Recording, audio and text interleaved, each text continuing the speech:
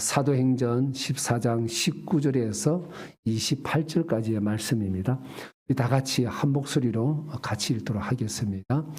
유대인들이 안디옥과 이고니온에서 와서 무리를 충동하니 그들이 돌로 바울을 쳐서 죽은 줄로 알고 시외로 끌어내치니라.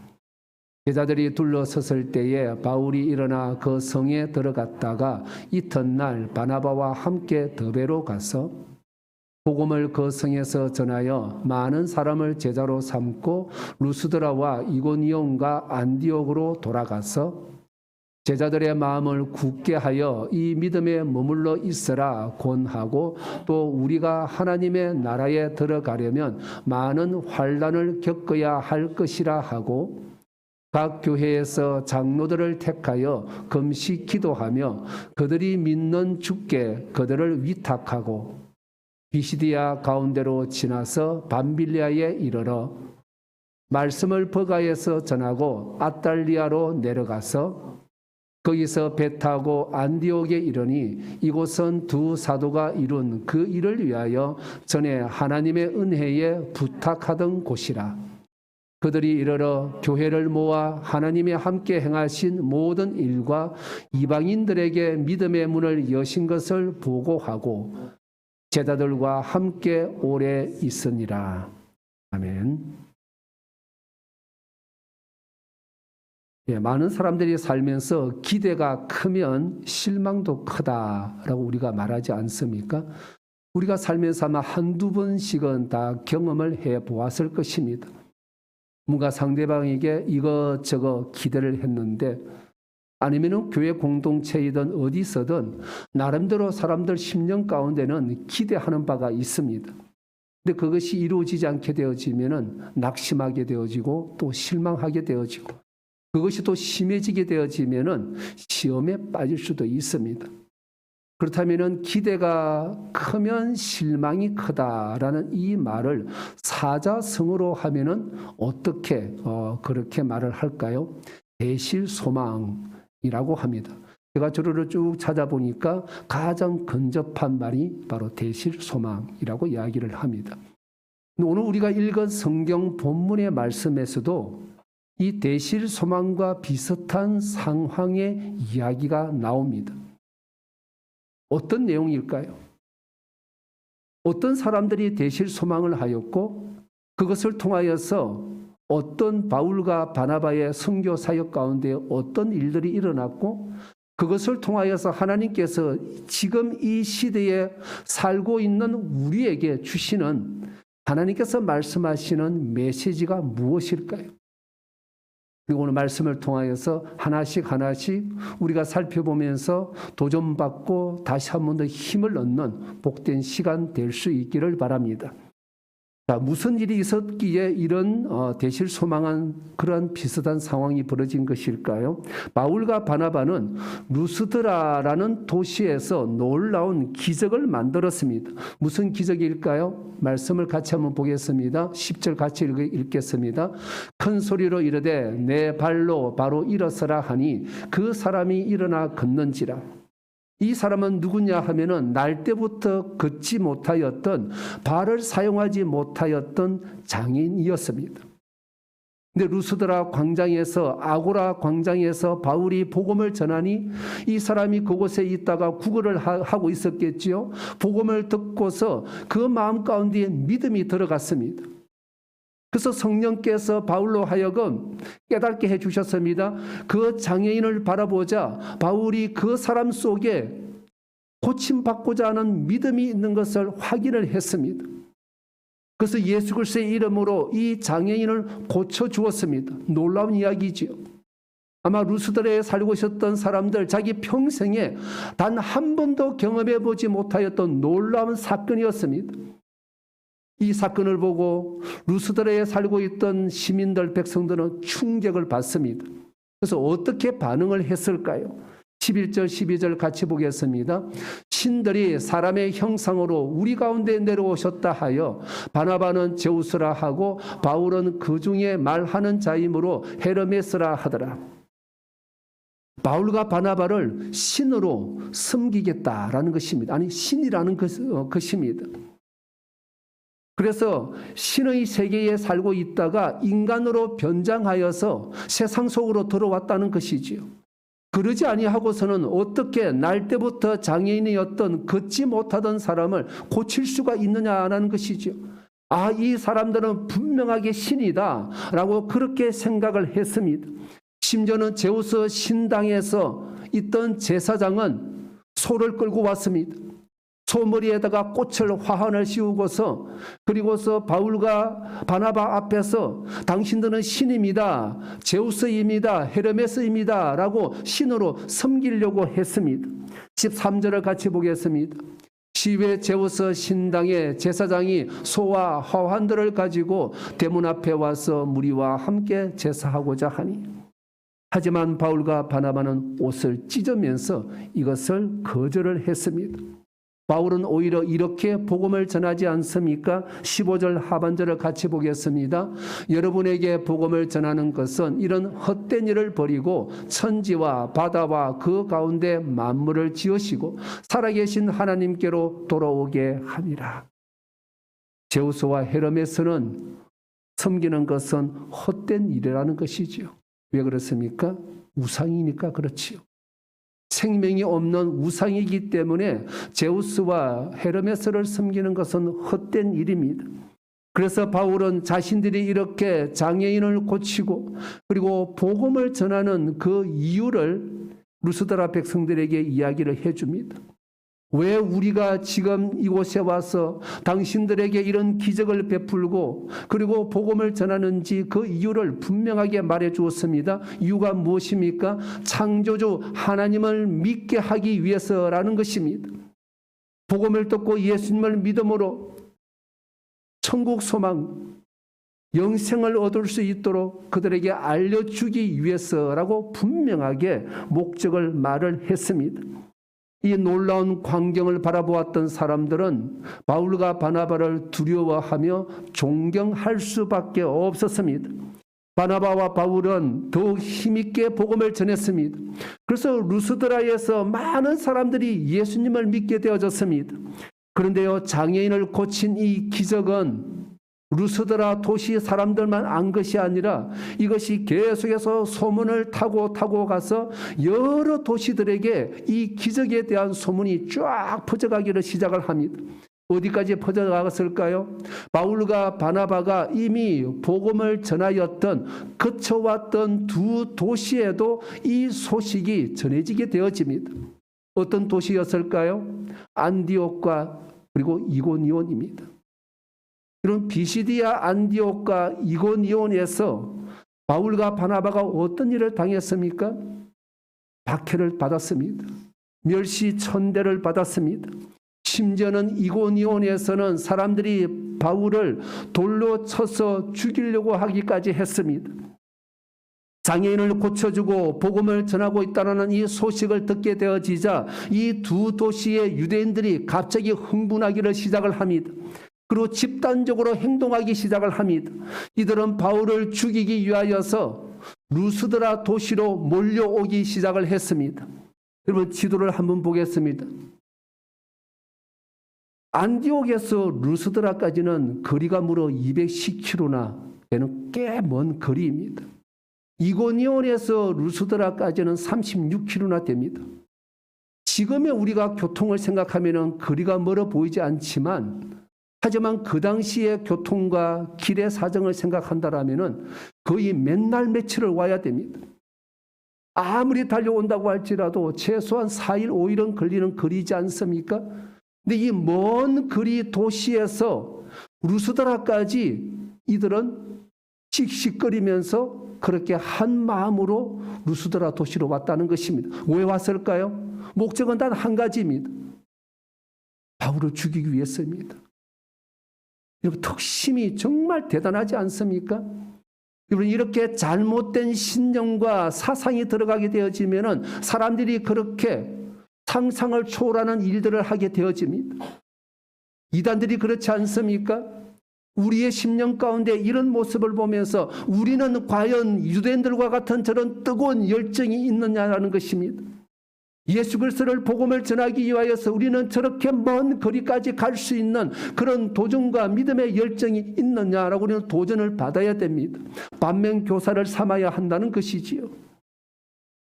드디어 이들이 루스드라 도시에 도착을 했습니다. 도착하자마자 이들은 루스드라 백성들은 선동하기 시작을 합니다. 19절 전반절을 같이 보겠습니다. 유대인들이 안디옥과 이고니온에서 와서 무리를 충동하니, 여러분, 그런데요, 이들이 유대인들이 와서 사람들을 선동을 하는데 루스드라 백성들이 그냥 넘어가 버리고 말았어요. 그래서 어떻게 했을까요? 이렇게 했습니다. 같이 읽겠습니다. 그들이 돌로 바울을 쳐서 죽은 줄로 알고 시외로 끌어내치니라. 여러분, 이 상황이 이해가 되시는지요? 방금 전까지만 하더라도 바울과 바나바는 신이다라고 그렇게 신으로 섬기려고 했던 사람들입니다. 두 사람을 두려워하고 존경했던 사람들입니다. 근데 왜 갑자기 돌변해가지고 바울을 돌로 쳐서 죽여버렸을까요? 이해가 되시는지요? 아니, 방금까지 신입니다라고 두려워하면서 박수치고 추종을 했는데 갑자기 유대인들이 와서 선동을 하니까 180도로 태도가 돌변을 해버렸습니다. 도대체 유대인들이 어떻게 선동했기에 이들은 실망하고 돌아선 것일까요?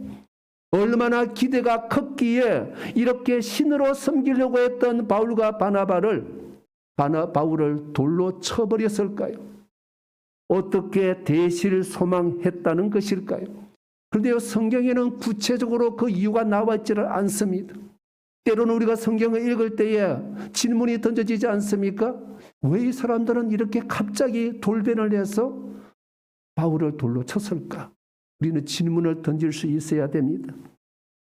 성경에는 구체적으로 그 이유가 나와 있지는 않습니다. 하지만 루스드라 백성들의 종교성을 생각한다라면 일말 우리가 이해가 될 수 있는 부분이 있습니다. 루스드라에 살고 있는 사람들은 그리스 신화에 푹 빠져 있었던 사람들이었습니다. 그러기에 바울과 바나바를 바라보고 신이다라고 섬기려고 했다라는 것이지요. 그런데요, 그리스 신화에 나오는 신은 제우스와 헤르메스만 있는 것이 아닙니다. 그리스 신화에는 무려 12명의 신이 나옵니다. 그러면 제우스와 헤르메스 말고도 10명의 또 신이 있는 것이지 않습니까? 그래서 아마 루스드라에는 이 12명의 신을 섬기는 제단들이 있었던 것 같습니다. 여러분, 한번 생각을 해보시기를 바랍니다. 이렇게 신전이 많이 있게 되어지면은 이 신전으로 인하여서 먹고 사는 사람들이 있습니다. 어떤 사람들이 있을까요? 사람들이 제단에다가 꽃을 바치려고 하면 꽃을 사야 되지 않습니까? 그럼 꽃을 파는 사람들이 있습니다. 재물을 바치려고 하면 짐승을 사야 됩니다. 재물을 파는 사람들이 있습니다. 더불어서 이들 12신들을 우상으로 만들어서 사람들이 소지할 수 있도록 파는 우상을 파는 장사들이 있지 않겠습니까? 이들 모두가 신전이 있음으로 인하여서 생계를 유지하는 사람들이었습니다. 12개의 신전이 있으면 얼마나 많은 사람들이 이 신전으로 인하여서 생계를 유지를 했겠습니까? 유대인들은 이 문제를 파고 들어갔습니다. 바울과 바나바는 이들 신을 섬기는 것을 헛된 일이라고 했습니다. 만약에 바울과 바나바가 계속 복음을 전하게 되어지고 이들 루스드라 백성들이 모두 예수님을 믿게 되면 어떻게 될까요? 신전으로 인하여서 생계를 유지하는 사람들은 밥줄이 끊어지게 되는 것입니다. 먹고 사는 문제가 발생할 수가 있습니다. 결국 무엇이 문제라는 것입니까? 돈이 문제가 되어졌습니다. 그래서 이들은 유대인들의 말을 듣고 돌변을 해버렸던 것입니다. 자신의 생계 문제가 딸려 있으니까요. 그렇습니다. 눈에 보이는 현실의 문제 때문에 영생의 문제를 거부해버렸다는 것입니다. 우리가 살아가면서 나의 생계 문제가 걸린 것이 내 눈앞에 현실로 다가오게 되어지면 많은 사람들이 믿음의 문제, 믿음을 저버리는 경우가 많지 않습니까? 우리가 순교하는 사람들은 믿음을 끝까지 있기 때문에 결국에는 순교 죽음의 자리까지 가는 사람들도 있지만 생계의 문제, 자신의 생명의 위협 때문에 믿음을 저버리는 사람들도 있다라는 것입니다. 그렇습니다. 생계 문제가 걸리자 이들은 바로 유대인들의 선동에 넘어가 버렸습니다. 유대인들이 돌을 들어서 바울을 지금 치기 시작을 합니다. 그자 유대인들의 선동되었던 사람들도 함께 돌을 들어서 바울을 돌로 치기 시작을 합니다. 그렇게 돌에 맞은 바울은 혼절해 버렸습니다. 사람들은 움직이지 않는 바울을 보고 죽었다고 생각을 했습니다. 그래서 바울의 시신을 질질 끌고 가서 성 밖으로 끌어내어 내쳐버렸습니다. 그렇게 광란의 시간이 지나갔습니다. 그러나 사람들이 한번 잘못된 것에 사로잡히게 되어지면 사람이 그렇게 악한 존재가 되어집니다. 사람이 정말 악하지 않습니까? 방금까지 신이라고 추앙을 했던 사도 바울이었습니다. 근데 바울을 돌로 쳐버리고 말았습니다. 자신의 이익이 결부가 되어지자 사람들은 언제 그랬냐는 듯이 그렇게 180도로 돌변해버렸다라는 것이지요. 인간이 그렇게 악하다는 것입니다. 인간이 그만큼 연약하다는 것입니다. 그래서 우리는 기도할 수밖에 없습니다. 하나님 불쌍히 여겨주십시오. 우리가 극한의 상황에 우리가 다다르게 되었을 때에 우리가 믿음을 저버리지 아니하도록 하나님 우리의 믿음을 붙잡아 주십시오라고 우리는 기도해야 됩니다. 바울이 돌에 맞았습니다. 여러분 이 모습을 보면은 생각나는 사람이 누가 있지 않습니까? 네, 스데반 집사입니다. 스데반 집사도 돌에 맞아서 그렇게 순교했습니다. 그런데요, 바울은 스데반보다도 오히려 더 심하게 핍박을 받았습니다. 율법에 의하면은 사람을 돌로 칠 때는 성 안이 아니라 성 밖으로 끌고 가서 돌을 쳐야 됩니다. 그래서 스데반 집사님은 성 안이 아니라 성 밖에서 돌에 맞아서 순교했습니다. 근데 지금 사도 바울은 어디에서 돌을 맞았을까요? 성 밖이 아니라 성 안에서 돌에 맞았습니다. 유대인들은 율법을 주장하는 사람들입니다. 율법을 지켜야 되는 유대인들이 율법을 어기고 바울을 그렇게 성 밖이 아니라 성 안에서 돌로 쳤습니다. 악한 자들이지요. 돌에 맞으면서 사도 바울 무슨 생각을 했을까요? 돌에 맞아서 피가 날 때마다, 돌에 맞아서 몸에 시퍼런 자국이 생길 때마다, 돌에 맞아서 너무나도 고통스러울 때마다 누가 생각이 났을까요? 스데반 집사가 생각났을 것입니다. 스데반 집사가 돌에 맞았을 때에 바울은 무엇을 했습니까? 사람들이 겉옷을 벗어서 돌을 던질 때 그 겉옷을 다 보관하고 있었던 사람입니다. 아마 사도 바울도 그렇게 스데반 집사에게 돌을 던졌을 수도 있습니다. 돌에 맞으면서 예수님께서 해주셨던 말씀이 아마 기억이 났을 것입니다. 사도행전 9장 16절의 말씀을 같이 읽겠습니다. 그가 내 이름을 위하여 얼마나 고난을 받아야 할 것을 내가 그에게 보이리라 하시니. 바울은 말씀을 기억하면서 주님 그렇습니다. 내가 주님을 위하여 당하는 이 고난 내가 온몸으로 견디겠습니다.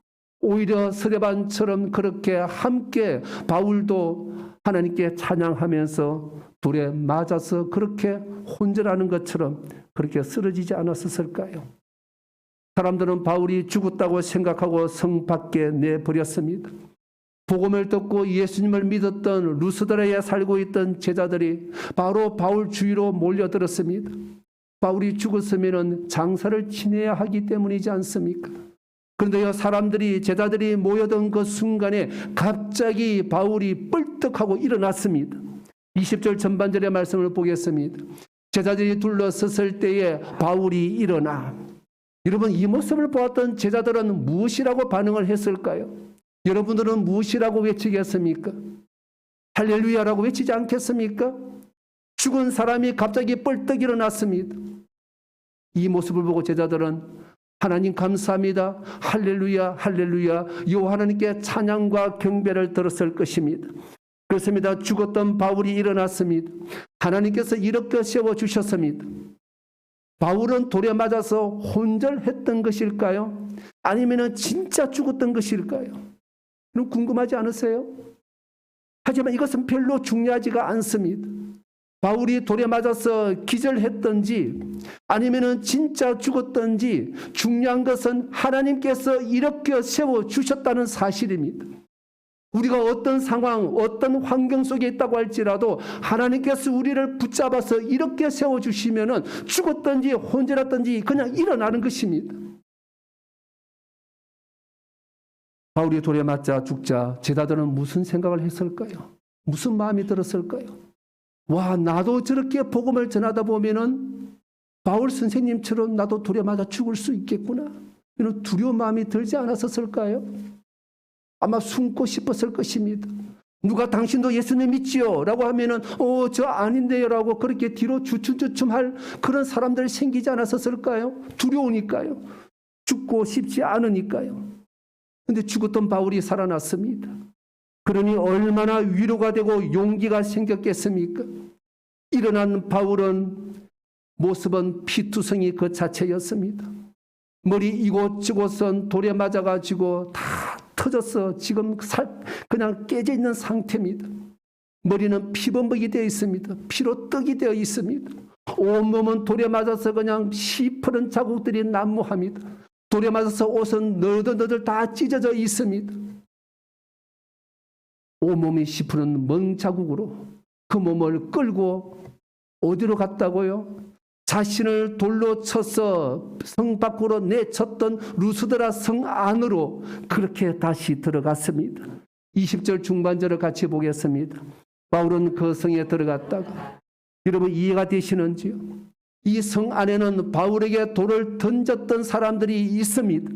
아마 바울의 모습을 보고 기절초풍을 했을 것입니다. 죽었다고 생각한 사람이 다시 살아 돌아왔으니까요. 이 루스드라 도시에는 안디옥과 이고니온이라는 도시에서 왔던 유대인들, 즉 바울에게 돌을 던졌던 사람들도 여전히 그 안에 있습니다. 이렇게 피투성이인 채로 성에 들어와서 복음을 전하는 바울을 보고 이들은 오히려 두려웠을 것입니다. 다시 손을 댈 수도, 다시 돌을 던질 수도 없습니다. 하지만 이 모습을 본 루스드라의 교회 성도들은 100배, 1000배의 힘을 얻었을 것입니다. 아, 하나님께서 살려주시는구나. 하나님께서 어려운 고난과 고통 속에서도 사도 바울처럼 하나님께서 살려주시는구나. 그 모습을 보고 얼마나 도전을 받았겠습니까?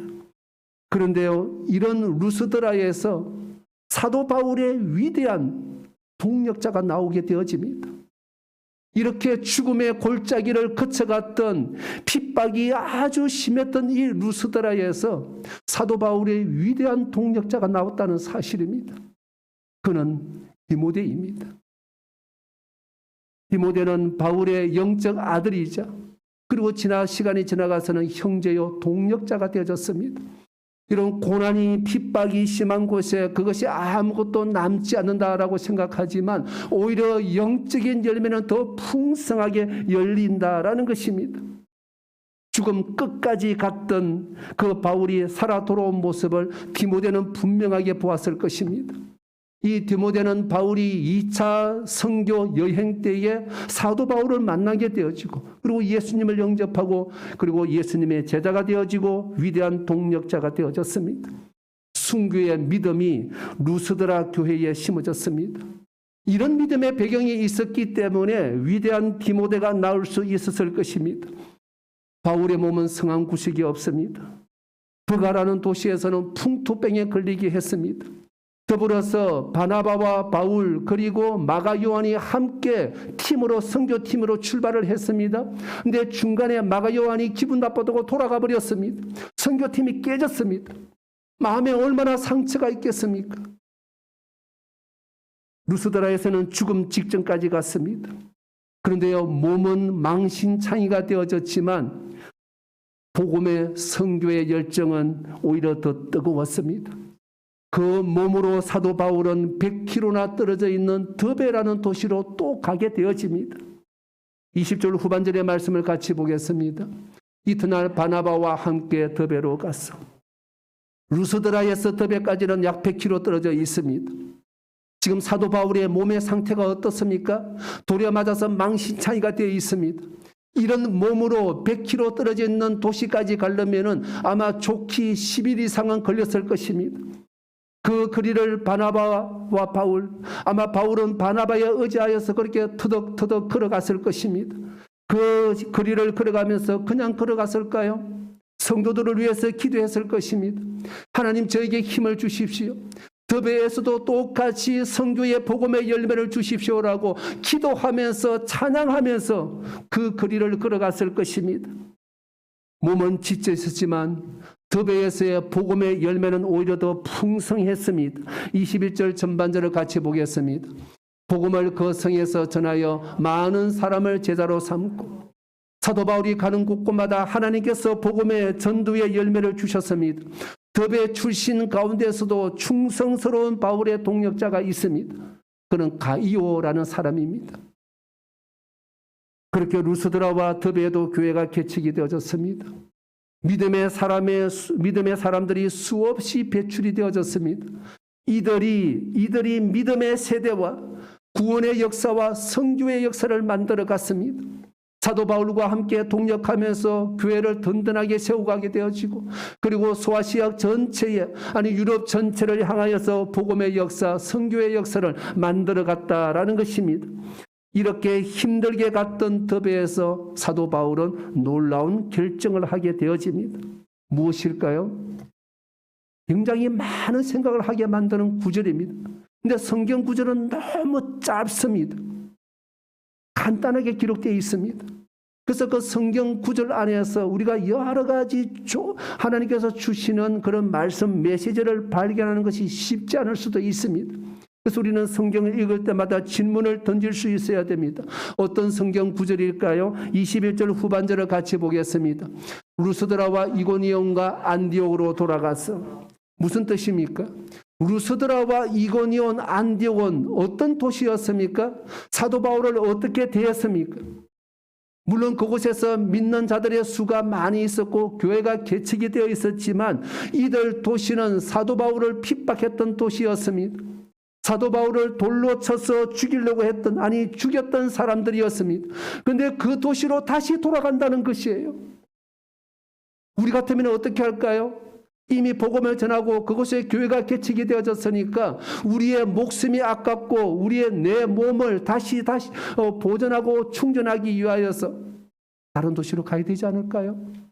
근데 사도 바울은 그 도시로 돌아갔습니다. 인간적으로 생각한다라면은 바울의 결정이 잘 이해가 안 됩니다. 왜 그랬을까요? 지도를 잠시 한번 다시 보겠습니다. 바울의 고향은 다소라는 곳입니다. 더베에서 다소까지는 약 200km 정도 떨어진 곳입니다. 일주일 정도면 고향에 갈 수가 있겠지요. 지친 육신과 상처난 몸을 치료하기 위하여서는 다소로 가야 됩니다. 왜요? 그곳에서는 사랑하는 부모님이 있으니까요. 내 가족이 있으니까요. 이러면 상처난 몸 치료하고서 그 다음에 선교해도 되지 않겠습니까? 그러면 다소로 가야 됩니다. 가까우니까요. 오히려 안디옥이나 이고니온으로 가는 거리가 훨씬 더 거리가 멉니다. 그리고 빙 둘러서 바다를 거쳐서 안디옥 교회까지 간다? 여러분 상상할 수가 없어요. 차라리 다소에서 안디옥 교회로 가는 것이 훨씬 더 낫습니다. 다소로 가야 할 이유가 또 있습니다. 더베에서 다소로 가는 길이 잘 닦여져 있습니다. 또한 다소에서 안디옥 교회까지도 길이 잘 닦여져 있습니다. 말을 타든지 마차를 타게 되어지면 2, 3일이면 갈 수 있는 거리입니다. 다소에서 안디옥 교회까지는 약 230km 정도밖에 안 떨어져 있거든요. 최단 코스입니다. 좀 더 안전하게 안디옥 교회로 갈 수가 있다라는 것이지요. 그런데도 바울과 바나바는 쉬운 길로 가지 않습니다. 오히려 자신들을 죽이려고 하였던 사람들이 있는 곳으로 갔습니다. 왜 그랬을까요? 이유가 있습니다. 루스드라와 더베와 안디옥 그리고 이고니온에는 누가 있습니까? 바울이 전도함으로 인하여서 예수님을 믿고 구원받은 성도들이 있습니다. 교회가 그곳에 있습니다. 이들은 두려움에 떨고 있습니다. 두려움에 떨고 있는 교회와 성도들이 생각났기 때문에 그렇습니다. 자칫 잘못하면 어렵게 개척했던 교회가 핍박으로 박해로 인하여서 무너질 수도 있습니다. 그래서 순교를 각오하고 자신을 죽이려고 했던 그 도시로 다시 돌아갔다라는 것입니다. 바울이 얼마나 십자가 복음에 충성했는지 알 수가 있습니다. 자신의 안위보다도 오히려 성도들을 더 생각하고 걱정을 했습니다. 진정한 선한 목자이지 않습니까? 22절 전반절의 말씀을 같이 보겠습니다. 제자들의 마음을 굳게 하여 이 믿음에 머물러 있으라 권하고, 가는 도시마다 사도 바울은 이렇게 외쳤습니다. 여러분 마음을 굳게 하십시오. 그리고 이 믿음에 머물러 있으십시오. 그렇게 권고하고 또 권면을 했습니다. 교회는 바울이 돌에 맞아 죽는 모습을 보고 충격을 받았을 것입니다. 자신들의 눈앞에서 축 늘어져서 끌려서 성 밖으로 내쳐지는 바울의 모습을 보았습니다. 그러니 얼마나 두려웠겠습니까? 얼마나 믿음이 위축이 되어졌겠습니까? 장애인을 고쳤던 놀라운 승리 뒤에 죽음의 패배가 함께 왔거든요. 모든 것이 끝난 것처럼 보이지 않습니까? 하지만 하나님께서는 바울을 이렇게 세워주셨습니다. 바울은 살아났습니다. 하나님께서 이렇게 세워주셨기 때문에 그렇습니다. 살아난 바울의 모습 그 자체가 교회에는 큰 위로와 도전이 되어졌습니다. 흔들리던 신앙들이 강해졌습니다. 아, 사도 바울이 살아났구나, 죽지 않았구나, 이 소문을 들었고, 그리고 사도 바울을 직접 눈으로 보았던 안디옥과 이고니온의 성도들은 마음에 얼마나 위로를 받았겠습니까? 하나님 감사합니다. 사도 바울이 살아있군요. 그렇게 그들은 도전을 받고 다시 한 번 더 설 수가 있었습니다. 바울은 성도들에게 이렇게 권면을 했습니다. 마음을 굳게 하십시오. 이 믿음에 머물러 있으십시오. 라고 그렇게 외쳤습니다. 살아난 바울을 보고 죽으면 죽으리라는 그런 신앙 순교의 믿음이 성도들에게 들어갔습니다. 그래서 사도 바울은 자신을 위하였으면 다소의 자신의 고향 아버지 집으로 가야 됩니다. 하지만 그것을 포기하고 성도들을 위하여, 교회를 위하여, 하나님 나라를 위하여서 자신을 핍박했던 그 도시로 돌아갔던 것입니다. 이어서 사도 바울은 결정적으로 매우 중요한 이야기를 하게 되어집니다. 22절 하반절 같이 읽겠습니다. 우리가 하나님의 나라에 들어가려면 많은 환난을 겪어야 할 것이라. 여러분, 예수님 잘 믿으면 복받고 출세하고 건강하고 성공한다는 것이 다가 아니라는 것이죠. 오히려 우리 예수님 믿는 사람들은 하나님의 자녀이기 때문에 세상으로부터 오는 고난이 있습니다. 그 고난 두려워하지 말라는 것이지요. 고난은 필수적으로 따라올 수밖에 없습니다. 우리가 전도하다 보면은, 선교하다 보면은 고난과 핍박은 자연스러운 것입니다. 저희 가정도 중국에서 10년 동안 사역하는 기간 동안에 이런저런 수많은 핍박을 받았습니다. 그는 필연적이라는 것이죠. 왜요? 하나님 나라를 위해서 사는 사람들에게 세상으로부터, 사람들로부터 오는 고난, 고통, 핍박은 자연스러운 것이기 때문에 그렇습니다. 그렇다면 이 고난이 두려워서 피해야 되는 것일까요? 당연히 아니지 않습니까? 죽음에서 일어난 바울은 온몸으로 이 사실을 그 당시의 성도들에게 전하였고, 이 시대를 살고 있는 우리에게도 알려주고 있습니다. 여러분, 용인에 가면은 한국 기독교 순교자 기념관이 있습니다. 이 건물 입구 오른쪽에 비석이 하나 있어요. 이 비석에는 어떤 내용이 기록되어 있냐 하면은요, 주기철 목사님이 마지막에 했던 설교의 일부분이 이 비석에 새겨져 있습니다.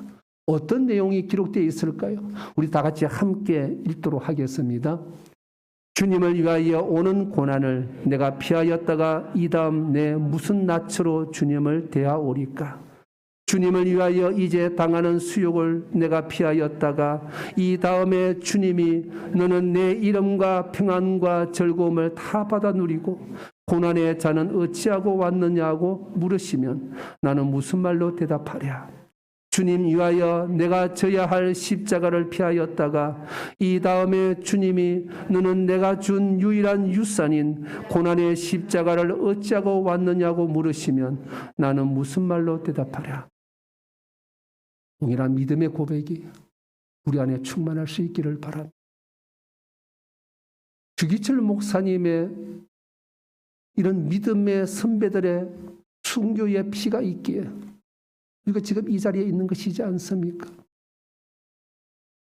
저는 설교를 준비하면서 이 문장을 읽으면서 그냥 마음이 먹먹해서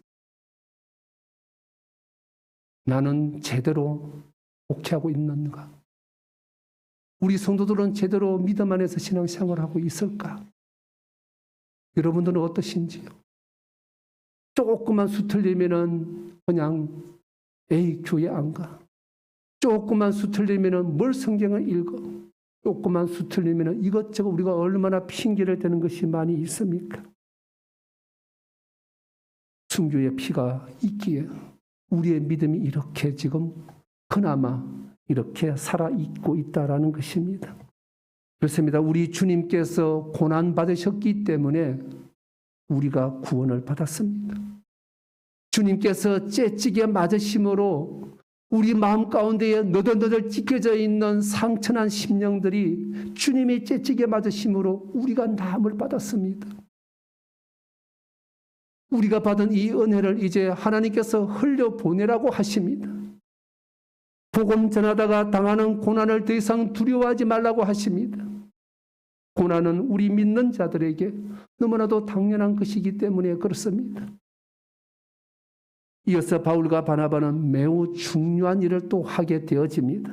23절의 말씀을 같이 읽겠습니다. 각 교회에서 장로들을 택하여 금식 기도하며 그들이 믿는 주께 그들을 위탁하고 더베와 루스드라 그리고 이고니온과 안디옥 교회에 장로들을 세웠습니다. 여러분, 이 도시는 지금 박해가 소용돌이 치고 있습니다. 쓰나미처럼 성도들을 삼키려고 하고 있습니다.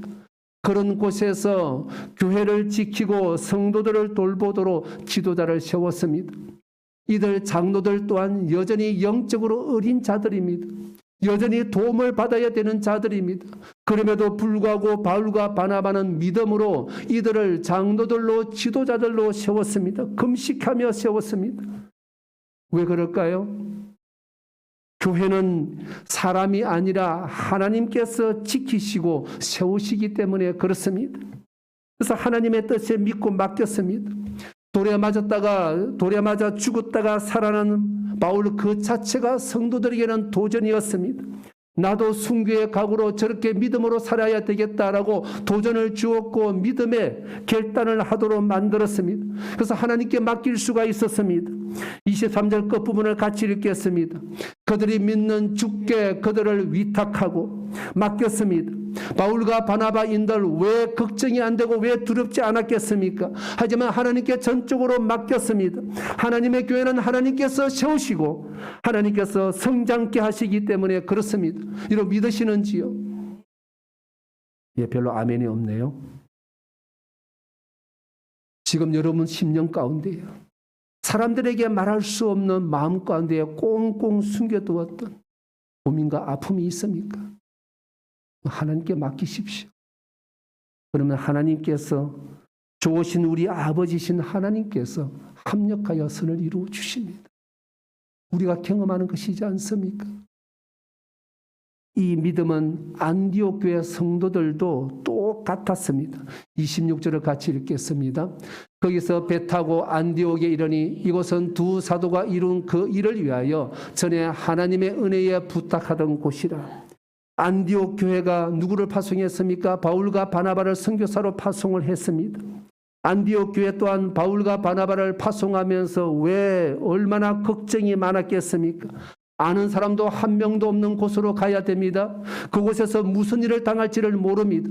왜 걱정이 없었겠습니까? 하지만 안디옥 교회는 하나님의 은혜에 맡겼습니다. 교회가 할 수 있는 일은 기도하고 하나님께 맡기는 그 외에는 할 수 있는 것이 없었기 때문에 그렇습니다.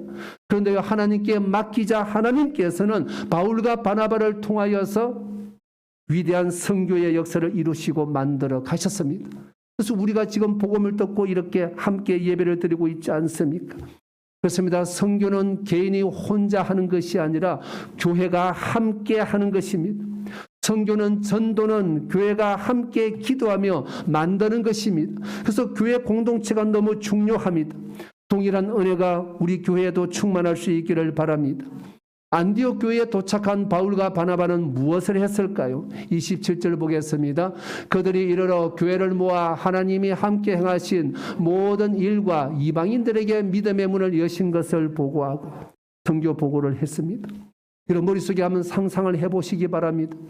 성도들이 수천 명이 함께 있습니다. 안디옥 교회는 꽤 큰 교회였으니까요. 근데 바울과 바나바가 앞에 서서 선교 보고를 합니다. 하나님께서 행하신 모든 일들을 서로 나누고 있습니다.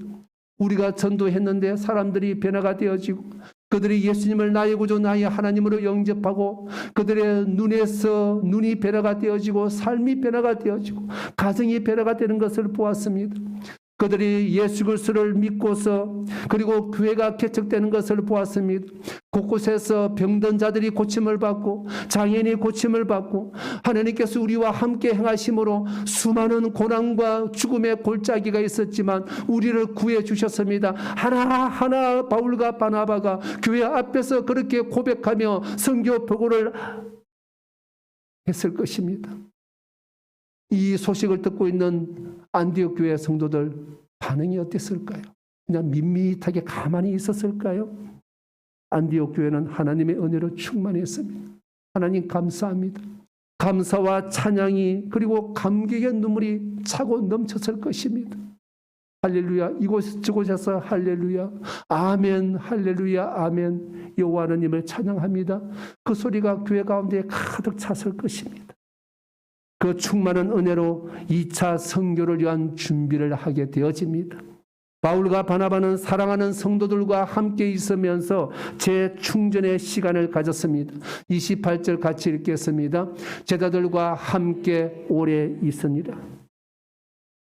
교회는 어떤 곳일까요? 바울과 바나바는 안디옥 교회 성도들과 함께 오래 있었습니다. 오래 있다. 왜 함께 오래 있었을까요? 우리 교회니까요. 하나님의 교회이니까요. 안디옥 교회는 그렇게 따뜻하게 두 사도를 품고 사랑했습니다. 1년 정도 선교를 하면서 지치고 상한 얼마나 육신이 피곤했겠습니까? 그 육신들을 따뜻하게 품어주고 보살피고 다시 일어나서 2차 선교 여행을 할 수 있도록 그렇게 섬겼습니다. 교회니까요. 하나님의 교회이니까요.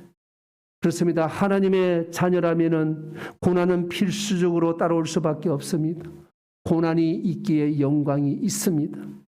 그런데 우리 하나님은 그 고난을 우리 혼자 짊어지라고 내버려 두시지 않으십니다. 성령께서 함께 하십니다. 교회가 함께 하시도록 우리에게 명령을 하셨습니다. 이런 옆에 분들을 좀 옆 좌우를 한번 보시기를 바랍니다. 누가 있습니까? 머리 대신은 예수님을 중심으로 함께 지체된 사랑하는 동력자들이 있지 않습니까? 그래서 주님은 지금도 우리를 향하여서 이렇게 권면을 하십니다. 우리 옆에 분들과 손을 좀 잡으시면서 이렇게 외쳤으면 좋겠습니다. 마음을 굳게 하고 이 믿음에 머물러 있어라. 손을 꽉 잡으시고 한 번 더 해볼까요? 시작. 마음을 굳게 하고 이 믿음에 머물러 있어라. 그렇습니다. 하나님의 은혜와 능력의 역사가 우리 모두 심령 가운데 충만하여 매 순간마다 예수 그리스도 이름 의지하여 승리하는 복된 성도도 다 될 수 있기를 예수 그리스도 이름으로 축원합니다. 기도하시겠습니다. 사랑하는 주님, 마음을 굳게 하고 이 믿음에 머물러 있겠습니다. 언제 어떤 곳 어떤 상황 속에 있든지 이것이 늘 우리의 믿음의 고백이 될 수 있도록 성령께서 우리를 붙들어 주시옵소서. 성령 충만케 하여 주시옵소서. 우리의 영성을 깨워주시고 늘 새롭게 하여 주시옵소서.